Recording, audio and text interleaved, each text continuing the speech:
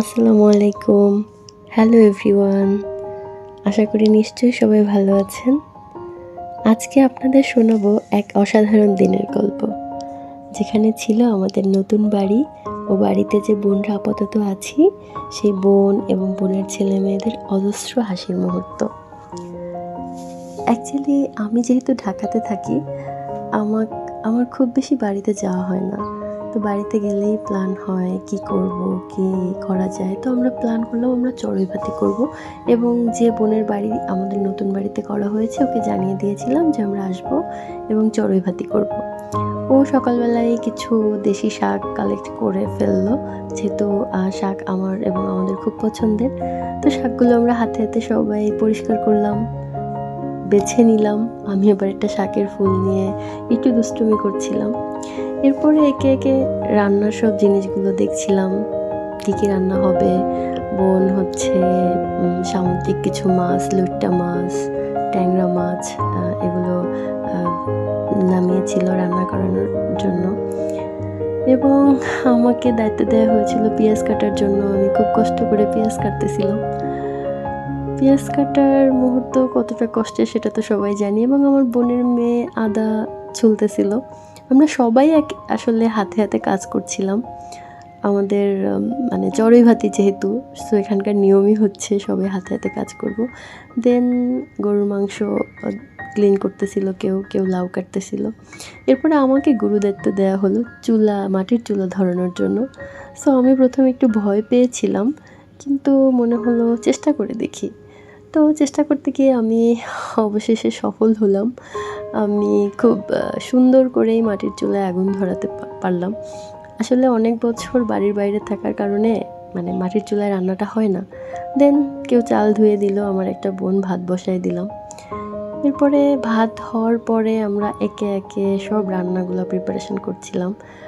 চুলায় কড়াই গরম হওয়ার পরে তেল দিলাম। তেল দেওয়ার পরে তেলটা একটু যখন গরম হলো, চিংড়ি মাছ দিলাম। চিংড়ি মাছ দিয়ে হালকা একটু নাড়তেছিলাম, কারণ আমাদের গ্রামের রান্না হচ্ছে একটু অন্যরকম। আমরা একটু অন্য স্টাইলে রান্না করি, খুবই গ্রামীণ যে রান্না যাকে বলা হয় সেরকম রান্না করি আমরা সেরকম রান্না খেতে ইউজড টু। চিংড়ি মাছ নাড়তেছিলাম, নাড়তে নাড়তে যখন চিংড়ির কালারটা একটু লাল হয়ে আসবে, তখন হচ্ছে চিংড়ির মধ্যে পেঁয়াজ দিতে হবে। আমি চিংড়ির মধ্যে কিছু পেঁয়াজ অ্যাড করলাম। কিছু পেঁয়াজ অ্যাড করে আমি আবারও নাড়তেছিলাম, এবং আমার মনে হলো পেঁয়াজ কম হয়ে গিয়েছে, সো আবার একটু পেঁয়াজ দিয়ে নাড়তেছিলাম। নাড়তে নাড়তে এক পর্যায়ে আসলে যখন পেঁয়াজের কালারটা একটু ব্রাউন কালার হয়ে আসবে, তখন আমি এর মধ্যে একটু হলুদ দিলাম। এই ফাঁকে আমার আরেক বোন মশলা বাটতেছিল শিল পাটাতে মশলা বাটতেছিল। আমি খুব অবাক হয়ে দেখছিলাম যে আমরা সব বোনরা মিলে কত সুন্দর করে কাজ করছিলাম হাতে হাতে। এরপরে ওইদিকে আমার যেহেতু আমি শাক বসাবো, আমার শাক বসাচ্ছিলাম। পেঁয়াজ, মরিচ এগুলো কষানোর পরে আমি শাকটা একে একে বসাই দিচ্ছিলাম, প্রিপারেশন করছিলাম রান্নার জন্য। সো শাক দিয়ে একটু নাড়ানাড়ি করে আমি হালকা কিছু কাঁচামরিচ দিয়ে দিচ্ছিলাম রান্নার টেস্ট বাড়ানোর জন্য। অবশেষে আমার শাক রান্না হয়ে গেল, এবং শাক রান্না হওয়ার পরে আমি আবার হচ্ছে মাটির চুলায় আবার একটা কড়াই দিলাম লাউ রান্না করার জন্য। তো কড়াইটা যখন আবারও সেম প্রসেসে গরম হওয়ার পরে আমি আবার চিংড়ি দিয়ে দিলাম। এই চিংড়িটা একদমই আমাদের দেশি চিংড়ি। সো চিংড়ি দিয়ে আমি আবারও সেম ওয়েতে নাড়তেছিলাম। নাড়ার এক পর্যায়ে যখন নাড়তে নাড়তে চিংড়ি এবং পেঁয়াজের কালারটা একটু ব্রাউন হয়ে যায়, তখন আমি একটু হলুদের গুঁড়ো দিয়ে দিই এবং হালকা একটু গরম পানি দিয়ে এটা কষানোর ট্রাই করি।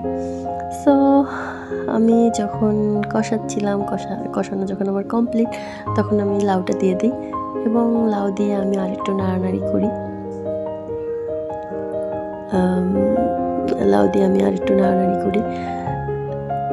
লাউ নাড়তে নাড়তে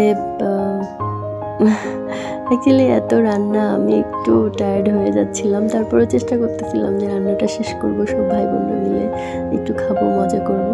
তো আমি লাউয়ের মধ্যে একটু কাঁচামরিচ দিলাম। যখন লাউটা একটু সিদ্ধ হয়ে আসছিল তখন আবার একটু গরম পানি দিয়ে আমি একটু কিছুক্ষণের জন্য ঢেকে দিয়েছিলাম লাউটা।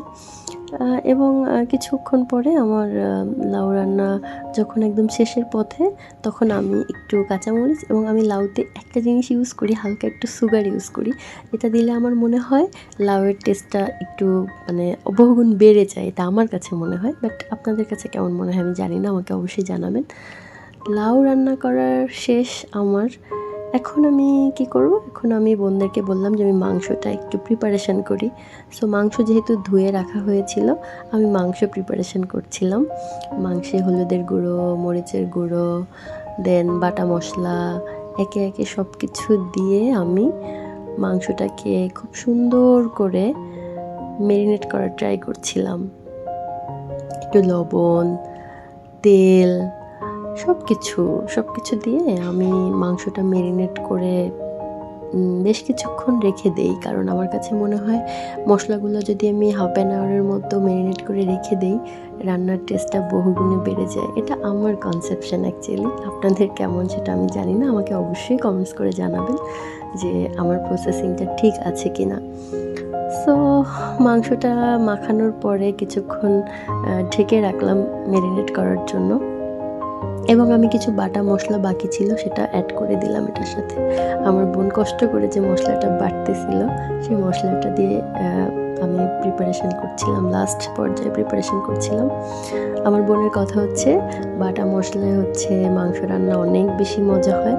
ওকে বলছিলাম যে তুই এত কষ্ট করে মশলা বাটিস না, আমরা গুঁড়া মশলা দিয়ে রান্নাটা করি।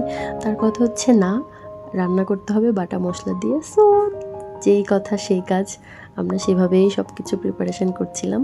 সো আমার এক পর্যায়ে মাংস প্রিপারেশন করে আমি ঢেকে দিলাম, এবং কড়াইতে তেল দিয়ে আলু দিব, যেহেতু গরুর মাংসের সাথে আলু না দিলে আমার কাছে ভালো লাগে না। তো তেলের মধ্যে আলু দিলাম, আলুটাকে হচ্ছে একটু লাল করে একটু ব্রাউনিশ কালার করে ভেজে নিব। আলুটাকে ভাজতেছিলাম, আলুর মধ্যে একটু হালকা লবণ দিলাম, একটু হালকা হলুদের গুঁড়া দিলাম, দিয়ে আমি প্রিপারেশন করছিলাম ওটাকে ভাজার জন্য। সো যখন আমার হচ্ছে আলুটা ভাজা প্রায় কমপ্লিট, তখন আমি আলুটা উঠাই নিলাম একটা কড়াইয়ের মধ্যে, এবং যেই তেলটা ছিল ওই তেলের মধ্যে আমি যে মাংসটা ম্যারিনেট করে রেখেছিলাম সেটা ঢেলে দিলাম। মাংস ঢালার এক পর্যায়ে এত সুন্দর একটা স্মেল বের হচ্ছিল, অ্যাকচুয়ালি সেটা ভাষায় প্রকাশ করা যাবে না। সো মাংসটা দেওয়ার পরে আমি একটু নাড়ানাড়ি করে আমি এটা ঢাকনা দিয়ে মাংসটা ঢেকে দিই কিছুক্ষণের জন্য। আমাদের বরিশালের ভাষায় যাকে কষানো বলে, আমি জানি না আপনাদের কোন অঞ্চলের কোন ভাষায় কি বলে এটাকে। মাংস কষানোর এক পর্যায়ে আমি আমার আসলে একটা ব্যাড হ্যাবিট নাকি গুড হ্যাবিট জানি না, আমার আম্মু বলে যে আমি খুব বেশি মাংস কষাই, তা সবাই বলে। আমার রান্না করতে খুব বেশি লেট হয়, বিকজ অফ আমি যে কোনো রান্না খুব বেশি কষিয়ে রান্না করতে পছন্দ করি। সো মাংস কষাচ্ছিলাম, মনে হচ্ছিল কিছু মশলা কম পড়েছে, তারপরে কিছু গুঁড়া মশলা দিলাম, দেন ওটাকে নাড়তেছিলাম। আমার কাছে মনে হয় মাংস যত নাড়া হয়, মাংস যত বেশি কষানো হয়, মাংসের টেস্ট তত গুণ বেড়ে যায়। এরপর আমি আলুটা অ্যাড করলাম, আলুটা অ্যাড করে আরেকটু নাড়াচাড়া করে আমি মাংসটা অ্যাকচুয়ালি প্রেশার কুকারে ঢেলে দিব। কারণ হচ্ছে আমরা পিকনিক অ্যারেঞ্জ করেছি, কিন্তু আমাদের মানে যেতে যেতেই অলমোস্ট 12টা বেজে গিয়েছিল। সো আমাদের মাংসটা মাটির চুলায় প্রিপারেশন করে আমরা প্রেশার কুকারে ঢেলে দিয়েছিলাম। এরপরে আসলো মাছের পালা, সামুদ্রিক একটা ট্যাংরা মাছ বলে, এটাকে আমি ম্যারিনেট করছিলাম হলুদের গুঁড়ো, মরিচের গুঁড়ো, দেন তেল, লবণ, এটা দিয়ে ম্যারিনেট করে আমি কিছুক্ষণের জন্য এটাকে রেখে দিব। এটাকে রেখে দেওয়ার পরে আমি এতটাই টায়ার্ড হয়ে পড়লাম মাটির চুলায় রান্না করতে করতে, আর ওই মাটির চুলায় হচ্ছে গরুর মাংসের প্রেশার কুকারটা দেওয়া হলো, এবং আমি কি করলাম যে গ্যাসের চুলায় মাছটা রান্না করি, কারণ একটা যেহেতু মাটির চুলা। সো দ্যাট আমি চলে আসলাম ফ্রাই প্যান নিয়ে গ্যাসের চুলায় গরম করে ফ্রাই প্যান দিয়ে তেল দিয়ে, যখন তেলটা গরম হলো তখন আমি একে একে মাছগুলো দিতে থাকলাম। মাছ দেওয়ার এক পর্যায়ে আমি খুব টায়ার্ড ফিল করছিলাম, কারণ হঠাৎ করে এতগুলো রান্না। তারপরেও ভালো লাগছিল যে সব বোনরা মিলে একটা আনন্দ করবে। এর মধ্যে আমরা অনেক ফান করছিলাম, হাসাহাসি করছিলাম, বিভিন্ন বিষয় নিয়ে আমাদের অনেক কথা হচ্ছিল। সো দিনটা আসলে খুব মজার কাটতেছিল। এর ফাঁকে আমি আমাদের সামুদ্রিক লইট্টা মাছ বলে সেটা ম্যারিনেট করছিলাম, যেহেতু লইট্টা মাছটা একদম ফ্রাই করে খাবো আমরা।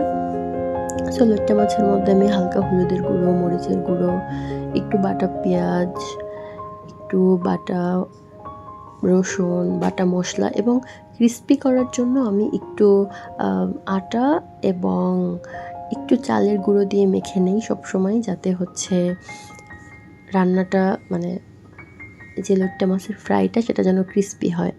কর্নফ্লাওয়ার থাকলে আপনারা কর্নফ্লাওয়ারও দিতে পারেন, যেহেতু আমার বাসায় তখন আমাদের ওখানে কর্নফ্লাওয়ার ছিল না। আমি এইভাবে ম্যারিনেট করে রেখেছি এবং লাস্টে আমি একটু তেল মাখিয়ে রাখি যে কোনো মাছে, যাতে ভাজার সময় তেলটা ভিতরে ঢোকে এবং খুব শব্দ করে দেখা যায় না, আমরা যখন কড়াইতে মাছ দিই খুব তেল ছিটে উঠে যায়, এটা করলে তেলটা ছিটে না। সো এদিকে মাছ ম্যারিনেট করে আমি আবার চলে আসলাম ট্যাংরা মাছের কাছে। ট্যাংরা মাছটা ভেজে আবার আমাকে এটা মানে রান্না করতে হবে, যেহেতু এটা সবার ছিল যে এটা ঝোল ঝোল রান্না খাবে, ভাজি করে ঝোল ঝোল রান্না খাবে।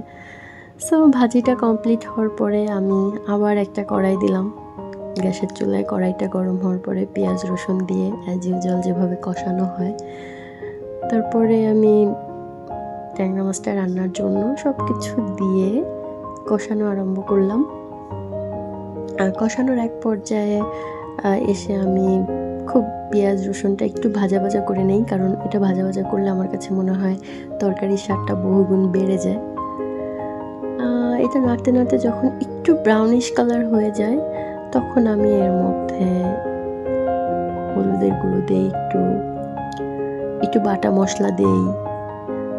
বাটা মশলার মধ্যে ছিল অ্যাকচুয়ালি জিরা, আদা, দেন আমি হলুদের গুঁড়ো দিই, দেন আমি হচ্ছে একের পর এক যে গুঁড়ো মশলাগুলো, মরিচের গুঁড়ো দিই। এরপরে হালকা পানি দিয়ে কষিয়ে মাছ রান্নাটা কমপ্লিট করলাম। এরপর কড়াইতে আবার তেল গরম করে লইট্টা মাছগুলো একে একে আমি সাজিয়ে দিচ্ছিলাম, কারণ লইট্টা মাছটা ফ্রাই হচ্ছে আমাদের খুবই পছন্দের। তো যেহেতু আমি এক হাতেই রান্না করছিলাম, তো সেক্ষেত্রে আমি মাছগুলো একে একে ফ্রাই প্যানে সাজিয়ে দিচ্ছিলাম। কিন্তু বোনকে বলছিলাম যে মাছটা আমি সাজিয়ে দিয়ে যাব, কিন্তু আমি হচ্ছে একটু অনেক বছর পুকুরে দিঘিতে গোসল করি না, আমি একটু পুকুরে গোসল করব। তো মাছটা সাজিয়ে দেওয়ার পরে তুমি বাদবাকিটা হচ্ছে ফ্রাই করে মাছটা তুলে নিবে। তো বোন বলল ওকে আপু ঠিক আছে তুমি যাও, বাট ওর জন্য খারাপ লাগছিল যে ও অনেক কাজ করেছে আজকে। ওর বাসা যেহেতু পাতিল হাঁড়ি পরিষ্কার করা, সব কিছু ইচ অ্যান্ড এভরিথিং ওকেই করতে হয়েছে, আমি শুধু রান্নাটুকুই করেছি।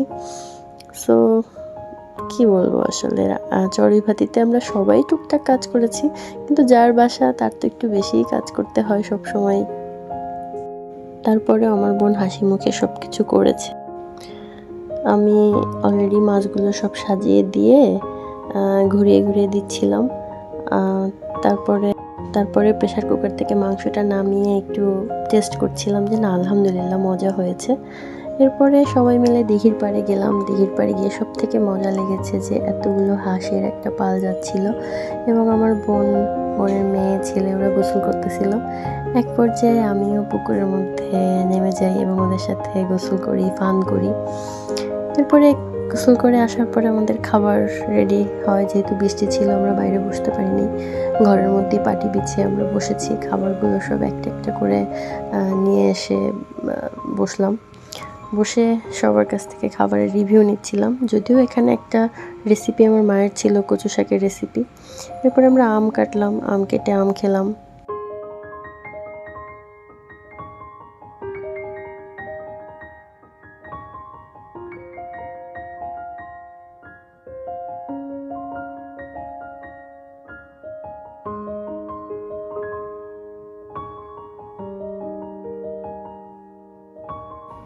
এই ছিল আমাদের ওই দিনের সারাদিনের রান্নাবান্না, খাওয়া দাওয়া, আড্ডা, ফান। অ্যাকচুয়ালি বাড়িতে আমার অনেক বোনরাই ছিল না, ওদেরকে মিস করেছি। এক ভাইয়ের বউয়ের কেউ ছিল না, 3 জন ভাইয়ের বউ, তারাও কেউ ছিল না। সো আমরা একজন ছিল, ওর বাচ্চারা অসুস্থ ছিল, এজন্য আসতে পারে নাই। আর হচ্ছে আমার ভাইয়ের বউ বরিশালে ছিল, আমার ডক্টর ভাইয়ের বউ ঢাকাতে, আমার কাকি অসুস্থ ওখানে ছিল, আমার বোনরা ঢাকাতে। সো আমরা মিস করেছি সবাইকে। তারপরেও আমরা নিজেদের মতো করে কিছু আনন্দ করেছি।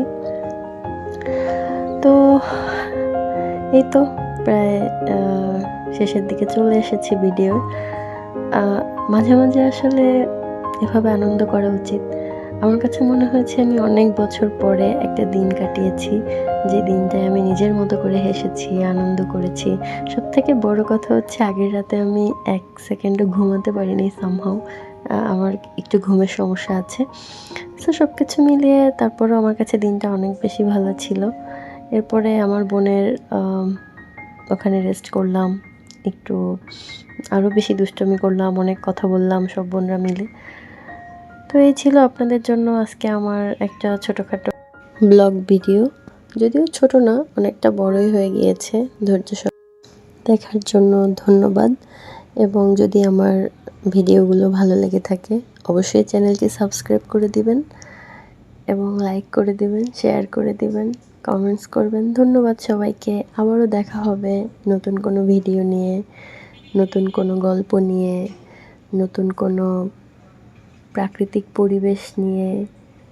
অনেক অনেক গল্প হবে ইনশাল্লাহ। ভালো থাকবেন সবাই। আসসালামু আলাইকুম।